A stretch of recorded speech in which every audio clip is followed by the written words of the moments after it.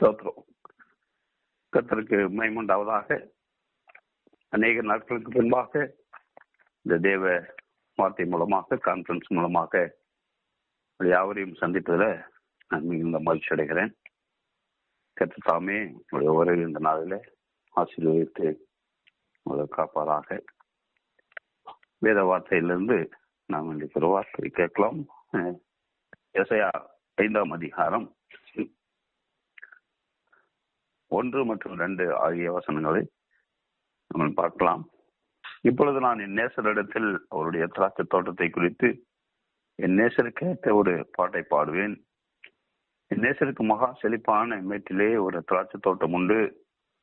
ஒரு அதை வேலியடைத்து அதில் உள்ள கற்களை பொறுக்கி அதிலே நற்குல திராட்சை செடிகளை நாட்டு அதை நடுவில் ஒரு கோபுரத்தையும் கட்டி அதில் ஆலையும் உண்டு பண்ணி அந்த நல்ல திராட்சை பழங்களை தரும் என்று காத்திருந்தார். அதுவோ கசப்பான பழங்களை தந்தது. இந்த 2ஆம் வசனத்துல எசையா 5:2 நம்ம பார்க்கிறோம். 5 விதமான காரியங்களை குறித்து அந்த இடத்துல நம்ம பார்க்கிறோம். திராட்சை தோட்டக்காரர் ஆகிய பிதாவாகிய தேவன் அங்கே வேலி அடைத்து என்று நம்ம பார்க்கிறோம். வேலி அடைத்து அதனுடைய கற்களை பொறுக்கி அதில் நற்குல திராட்சை செடிகளை நட்டு அதில் ஒரு கோபுரத்தை கட்டி ஒரு ஆலையையும் உண்டு பண்ணினார் என்று 5 விதமான காரியங்களை குறித்து அந்த இடத்துல பார்க்கிறோம். வேலி அடைக்கிறார். இந்த நாட்களில கர்த்தர் நம்மை வேலி அடைத்து காக்கிறார். உங்களை என்னையும் திராட்சை செடியாக செடியாகிய அவரில் கொடியாகிய நீங்களும் நானும் நிலைத்திருக்க வேண்டும் என்று விரும்புகிறார். 15ஆம் அதிகாரத்திலே அதை குறித்து நாம் திராட்சை செடியிலே நிலைத்திருந்தால் அது எப்படி கனி கொடுக்கும் என்பதை குறித்து நம்ம அங்கே பார்க்க முடியும். சங்கீதம் 128 உன் மனைவி வீட்டோறும் ஓரங்களில் கனி தரும் திராட்சை கொடியை போல் இருப்பாள் என்று அங்கே தேவ வார்த்தையை குறித்து பார்க்கிறோம். இப்போதாக திராட்சை கொடியை குறித்து நம்ம பார்க்கிறோம். அப்படிப்பட்ட ஒரு திராட்சை தோட்டத்தை பிதாவாகிய தேவன் உண்டு பண்ணி முதலாவது வேலி அடைக்கிறார். இந்த வேலி அடைக்கிற ஒரு காரியத்தை நம்ம பார்க்கணும்னு சொன்னா, உலகப்பிரமான காரியங்கள்ல பார்க்கணும்னு சொன்னா, நமக்கு உண்டான இடத்தை நம்ம சுற்றிலும் அதை ஒரு ஃபென்சிங் போடுறோம், வேலி அடைக்கிறோம், காம்பவுண்ட் போடுறோம். நமக்கு உண்டான இடத்துல நம்ம அதை வேலி அடைக்கிறது போல தேவன் கிறிஸ்து யாரை தெரிந்து கொண்டாரோ அவரை சுற்றிலும் ஒரு பாதுகாப்பான ஒரு அரணை கட்டளையிடுகிறார். நமக்குண்டான தூதர்களை கட்டளையிட்டு நம்மை பாதுகாக்கிறார். பிரயாணங்களில அவரும் நம்மோடு கூட வருகிறார். நமக்குண்டான தூதர்களை சுற்றி நம்மை பாதுகாக்கிறார், வேலி அடைத்து காத்துக் கொள்கிறார். கண்வாரிலே யார் அவருடைய பிள்ளையா இருக்கிறார்களோ, யார் அவருக்கு சொந்தமாய் காணப்படுகிறார்களோ அவருடைய தேவன் பாதுகாத்து பராமரித்து போகிறார். வேலி என்பது அது ஒரு பாதுகாக்கப்பட்டதான ஒரு இடமாக காணப்படுகிறது. அது உரிமையான ஒரு நபருக்குண்டான ஒரு இடமாய் காணப்படுகிறது. நீனும் நானும் கிறிஸ்து உடையவர்கள். காரணம் நம்மை அவருக்கென்று கிறிஸ்து நமக்கென்று பரிசுத்தராய் நம்மை தேர்ந்தெடுத்திருக்கிறார். நான் பரிசுத்தர் ஆகையால் நீங்களும் பரிசுத்தராயிருங்கள். அப்போ தேவன் நம்மை தெரிந்து கொண்டு நம்மை பரிசுத்தப்படுத்துகிற தேவனாய் காணப்படுகிறார். அப்ப அவரு நம்மை பாதுகாக்கிற தேவனாய் காணப்படுகிறார். மாத்திரமல்ல, நேரம் குறைவானபடினால அதுக்கு நான் ஸ்பீடா போகலாம். இந்த தேவன் நமக்கு தெரியும். சங்கீதம் 91 பார்க்கிறோம். உன்னதமான தேவன், மறைவுக்குள்ளாய் வைக்கிற தேவன், சிறகுகளால் மூடுகிற தேவன், உயர்ந்த அடைக்கலத்தை வைக்கிற தேவன். இப்படியாக பல காரியங்களை ஆபத்தில் நானே அவனோடு இருந்து அவனை தப்புவிக்கிற தேவன். இப்படியாக பல விதங்களில நம்மளை வேலி அடைத்து அவர் பராமரித்து பாதுகாக்கிற தேவனாய் இருக்கிறார். அப்படிப்பட்ட தேவனை தான் நீங்கள் ஆராதித்துக் கொண்டிருக்கிறோம். கர்த்தருக்கு மகிமையுண்டாகட்டும். அல்லேலூயா, ஸ்தோத்திரம். எனவே வேலி அடைத்த தேவன் நம்முடைய தேவன் நம்மளை வேலி அடைத்து காக்கிறார். இரண்டாவது காரியங்களை பார்க்கும் பொழுது கற்களை பொறுக்கி என்று பார்க்கிறோம். அப்போ அந்த தோட்டத்துல காணப்படுகிற எல்லா கற்களை, தேவையற்ற காரியங்களை பொறுக்கி அவர் ஏறுகிறதை பார்க்கிறோம். கற்களை அகற்றுகிற தேவனாக, தடை கற்களை அகற்றுகிற தேவனாய் காணப்படுகிறார். நமக்கு தெரியும், ஒரு விதை வழி அருகே விதைத்தான் என்று பார்க்கிறோம். ஒரு விதையில் சில விதைகள் கற்பாரின் மேல் விழுந்தது என்று பார்க்கிறோம். அந்த விழுந்த விதைகள் முளைத்து சீக்கிரமும் முளைக்கும். ஆனால் அதுல வேர் பற்றி கொள்ள முடியாத இருக்கிறபடினால, அதில் மண் இல்லாதபடினால அது சீக்கிரத்திலே கருகி போகிறதை பார்க்கிறோம். அப்போ கற்பாறை என்பது, கற்கள் என்பது ஒரு தடையை குறிக்கிறதான காரியமாய் காணப்படுகிறது. எனவே அந்த தடைகளை நம்மை விட்டு அகற்றுகிற தேவனாய் நம்முடைய தேவன் இருக்கிறார். இடர்தற்கேதுவான கற்கள் என்று 9ஆம் அதிகாரத்துல 31ஆம் வசனம் 32ஆம் வசனங்களை நம்ம வாசிக்க முடியும். இடறுதலுக்கு ஏதுவான கற்கள், அவள் எல்லாவற்றையும் தேவன் நம்மை விலக்கி பாதுகாக்கிற தேவனாய் இருக்கிறார். மாத்திரமல்ல, நமக்கு நன்கு தெரிந்ததான காரியம், யோவான் 16ஆம் அதிகாரத்துல லாசருவை உயிர்ப்பிக்கிற பொழுது தேவன் சொல்றாரு, முதலாவது இந்த கல்லை, மூடிய கல்லை எடுத்து போடுங்கள் என்று சொல்கிறார். இந்த கற்களை, தேவையற்ற கற்களை எடுக்கும் பொழுதுதான், வரல் இருக்கும்போதுதான் தேவன் நம்மள அதுல ஒரு விளைச்சலை உண்டு பண்ணுகிற ஒரு ஆய் காணப்படுது. அதுல ஒரு ஆசீர்வாதத்தை, நன்மையை, லாசரு வெளியே வாழ்ந்து இயேசு கிறிஸ்து சொல்கிறார், மரித்து போனவனு காது கேட்க போறதில்ல. அந்த பூமியிலே புதையுண்ட மனுஷனுக்கு எல்லாம் மண்ணில் மூடி இருக்கிற ஒரு சூழ்நிலை, கை கால் கட்டப்பட்டு வாயெல்லாம் கட்டப்பட்டு இருக்கிறவனுக்கு காது கேட்காத மரித்த நிலைமை, மரித்த போன ஒரு பணத்திற்கு ஒரு வார்த்தை, அந்த லாசருவே வெளியே வா என்று ஒரு வார்த்தை சொல்லும் பொழுது, அது வெளியே வருதுன்னா அந்த கல்லை எடுத்து போடு என்று சொல்வதற்கு பெரிய ஒரு சிரமம் இருந்திருக்காது. ஆண்டவருடைய வார்த்தைக்கு எல்லாமே கட்டுப்படுகிறதை பார்க்க முடியும். ஆனால் சில நேரங்களில சில காரியங்களை நம்மை கொண்டு செய்யும்படியாய் தேவன் விரும்புகிறார். எனவேதான் சொல்றாரு, அந்த கல்லை புரட்டுங்கள் என்று சொல்கிறார். அப்போ தேவையற்ற கற்களை தேவன் புரட்டுகிறதை நம்ம பார்க்கிறோம். அடுத்தது, அந்த தோட்டத்துல நற்குள்ள திராட்சை செடிகளை நட்டுகிறார். நற்குள்ள திராட்சை செடிகள் தேவன் நம்மை ஆசீர்வாதமான, அநேகருக்கு ஆசீர்வாதமானதாய் மாற்றும்படியாக தேவன் விரும்புகிறார். நற்குள்ள திராட்சை செடிகளை நாட்டுகிறார். இன்னும் எரேமியா 2:21 பார்த்தீங்கன்னா, உயர்குள்ள திராட்சை செடியை, ஹை குவாலிட்டி அந்த திராட்சை செடிகளை நாட்டுகிறார். எல்லாமே தேவன் நல்லவைகளாக, மேன்மையானதாக, மகிமையானதாக, மகத்துவமானதாக காரியங்களை செய்கிற தேவனை காணப்படுகிறார். உயர்குல திராட்சை செடியை நாட்டுகிறார், நற்குள்ள திராட்சை செடிகளை நாட்டுகிறார். அப்போ நீங்களும் நானும் ஆண்டவருக்கு நல்ல நற்குள்ள ஒரு திராட்சை செடியாக, உயர்ந்த ஒரு திராட்சை செடியாய் மாற வேண்டும் என்பதற்காகத்தான் தேவன் அந்த இடத்தை வேலி அடைத்து அதுல கற்களை பொறுக்கி அதில உயர்குள்ள அல்ல நற்குள்ள திராட்சை செடிகளை அவர் நாட்டுகிறதை நம்ம பார்க்கிறோம். திராட்சை செடிகள் நமக்கு ஒரு ஆசீர்வாதத்தை, நன்மையை கொண்டு வருகிறதான காரியமாய் காணப்படுகிறது. அது ஒரு ஆசீர்வாதத்தை கொண்டு வருகிறதாய் காணப்படுகிறது, ஒரு மேன்மையை கொண்டு வருகிறதா காரியமாய் காணப்படுகிறது. எனவே நாம் நற்குள்ள திராட்சை செடிகளாக தேவன் நம்மை படம் வைத்திருக்கிறார். நாம் ஓங்கி படர்ந்து அந்த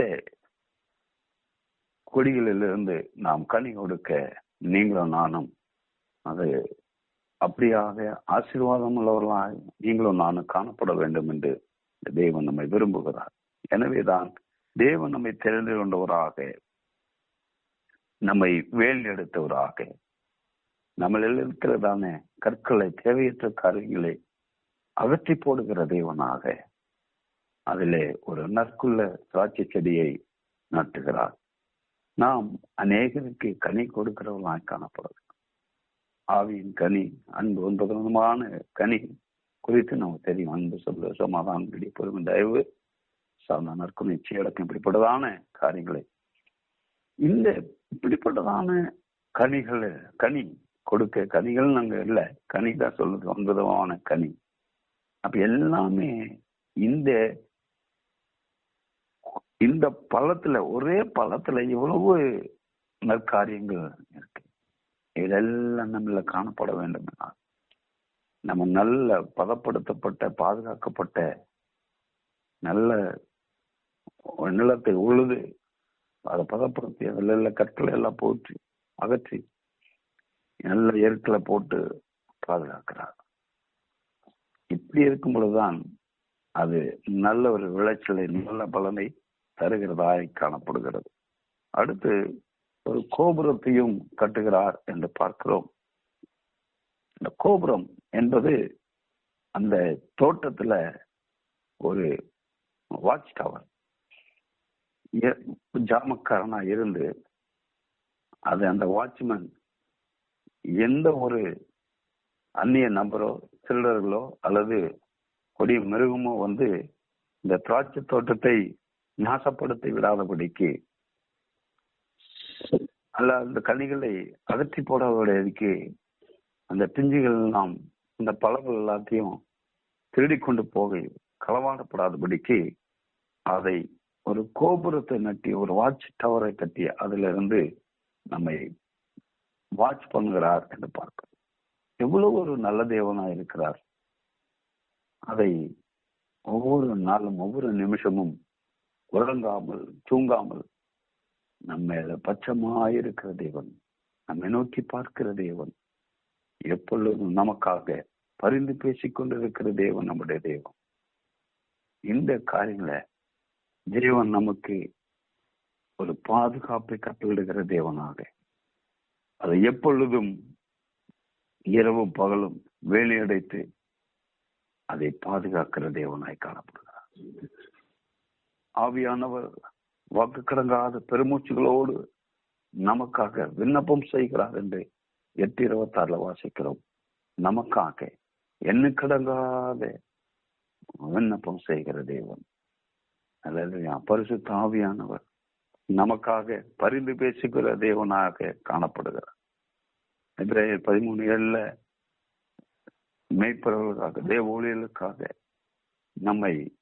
நமக்காக பரிந்து பேசுகிற தேவனாக, ஒரு நல்ல ஒரு தெய்வமாய் காணப்படுகிறார். எப்பொழுது நம்ம மேல நோக்கமாக, கண்ணோக்கமாக பாதுகாக்கிறவராக, பொல்லாங்கன் நம்மை தொடாதபடிக்கு, அந்நியன் நம்மை தொடாதபடிக்கு, தீமையான காரியங்கள் நம்மை நெருங்காதபடிக்கு தேவன் நம்மை பாதுகாக்கிறவராக உயர்ந்த ஒரு கோபுரத்தை நட்டி அதிலிருந்து நம்மை எப்பொழுதும் மேலே வானத்திலிருந்து நம்மை கண்ணோக்கி பார்த்து கொண்டிருக்கிறார். பூமியில் இருக்கிற மக்கள் மேல கண்ணோக்கி பார்த்து கொண்டிருக்கிறார். எத்தீங்கு மனுகாதபடிக்கு, பொல்லாங்கன் பிள்ளைகளை, தேவ பிள்ளைகளை தொடாதபடிக்கு தேவன் பரிசுத்த ஆவியானவர் நம்ம இடத்துல எப்பொழுது நமக்காக விண்ணப்பம் செய்கிற தேவனாய் காணப்படுகிறார். நமக்கு பாதுகாப்பு கட்டளிடுகிற தேவனாய் காணப்படுகிறார். எவ்வளவு ஒரு நல்ல தேவனாய் காணப்படுகிறார். நம்முடைய தேவன் எவ்வளவு நல்ல தேவன். எனவே கிறிஸ்துவுக்குள்ளாக நீங்களும் நானும் பாதுகாக்கிறவர்களாக, பராமரிக்கிறவர்களாக, நம்ம எப்பொழுதும் அவரின் சட்டைகளின் கீழே, அவர் அடைக்கலத்திற்குள்ளாக, அவர் கண்காணிப்புக்குள்ளாக நம்மை பாதுகாக்கிற தேவனாய் காணப்படுகிறார். கடைசியாக அதிலே ஒரு ஆலையையும் உண்டு பண்ணுகிறார் என்று பார்க்கிறோம். அப்படியான ஆலை என்பது அதனுடைய ஒரு ஆசீர்வாதத்தை, நன்மையை குறிக்கிறதாய் காணப்படுகிறது. வெள்ளையடைக்கிறார், கற்களை பொறுக்குகிறார், அதுல நற்குல திராட்சை செடிகளை நாட்டுகிறார், அதை கோபுரத்தையும் கட்டி கடைசியாக ஒரு ஆலையும் கட்டுகிறார். கடைசியாக அதை ஹீல்டு, அந்த தோட்டத்தினுடைய திராட்சை பழங்களை அந்த ஆலையில கொண்டு வந்து அது இந்த பழங்கள் எல்லாம் ஜூஸாய் மாறி நல்ல ஒரு திராட்சை ஜூஸாய் மாற்றுகிறார். அப்படின்னு சொன்னால் இப்ப மேல செஞ்ச காரியங்கள் 4 காரியத்துக்கும் நமக்கு பைசா கிடைக்காது, வருமானம் இருக்காது. ஆனால் இந்த ஆலையிலிருந்து பெறப்படக்கூடியதான அந்த ஜூஸ் அதுதான் விற்கப்படும் பொழுது அது நமக்கு ஒரு ப்ராஃபிட்டை கொடுக்கிறது. அதுதான் நமக்கு வருமானத்தை கொண்டு வருகிற ஒரு காரியமாய் காணப்படுகிறது. ஆகையினால நாம கிறிஸ்துவுக்குள்ளாக அவருடைய தோட்டத்தின் கீழே நீங்களும் நானும் காணப்படுகிற நம்மை அவர் வேலை அடைத்து தேவையற்ற காரியங்களை அகற்றி நல்ல நன்மையான காரியங்களை தேவன் நமக்கு கொடுத்து அதுல எத்தீங்கும் வராதபடிக்கு, பொல்லாங்கன் வராதபடிக்கு, அந்நியனும் பிரவேசிக்காதபடிக்கு வேலி அடைத்து காத்த தேவன் ஒவ்வொரு நாளும் கண்ணோக்கமாக நம்மேல கண்ணோக்கமாக இருக்கிற தேவன் இரவும் பகலும் நம்மேல எப்பொழுதும் பாதுகாப்பாய் எப்பொழுதும் கண்ணோக்கி பார்த்து கொண்டிருக்கிற உறங்குவதும் இல்லை, அவர் தூங்குவதும் இல்லை. அவர் நம்ம மேல பாசமாய் கண்ணோக்கமாய் இருக்கிறார். அவருக்குள் பிரியமாய் நம்ம இருக்க பொழுது அவருக்குள் நாம் அவருக்கேற்ற எப்படி சத்தியத்துல பரிசுத்தத்துல நீதியா நம்ம வாழும் பொழுது தேவன் நம்மை வேலி அடைத்து காக்கிற தேவன் மாத்திரமல்ல, அது ஒரு ஆசீர்வாதத்தில் நன்மையை பலனை கட்டளைகிறார். அந்த பலன் அவருக்குண்டான பலன், அது நித்திய ஜீவனுக்கான பலன். நம்முடைய வாழ்க்கைக்கு பிற்பாடு, இந்த பூமியில வாழ்கிற நாட்களுக்கு பிற்பாடு நமக்கு ஒரு பலன் உண்டு, நமக்கு ஒரு வாழ்வு உண்டு, நமக்கு ஒரு நித்திய ஜீவன் உண்டு. அதற்கு பிற்பாடுதான் நம்முடைய ஆசீர்வாதமான ஒரு வாழ்க்கை தொடங்குகிறது, மேன்மையான வாழ்க்கை தொடங்குறது. காரணம், அவரோடு கூட ஆளுகை செய்யலாம் என்று நம்முடைய ராஜாக்களும் ஆசாரிகளமாய் மாற்றுகிறார் என்று வெளிப்பட்டது 1:6 நம்ம வாசிக்க முடியும். அதனால இந்த ஆசீர்வாத நன்மைகளை தேவன் நமக்கு அவர் எதிர்பார்க்கிற பொழுது நாம் அதில் பார்க்க வேண்டும், அதை பார்க்க முடியும், அவர் காண வேண்டும். எனவேதான் அவரை லூக்கால 13ஆம் அதிகாரத்துல நீங்கள் வாசிக்க முடியும். 6ஆம் வசனத்துல 9 நீங்க வாசிக்க முடியும். அதே திராட்சை தோட்டத்துல ஒரு அத்தி மரமும் இருந்தது.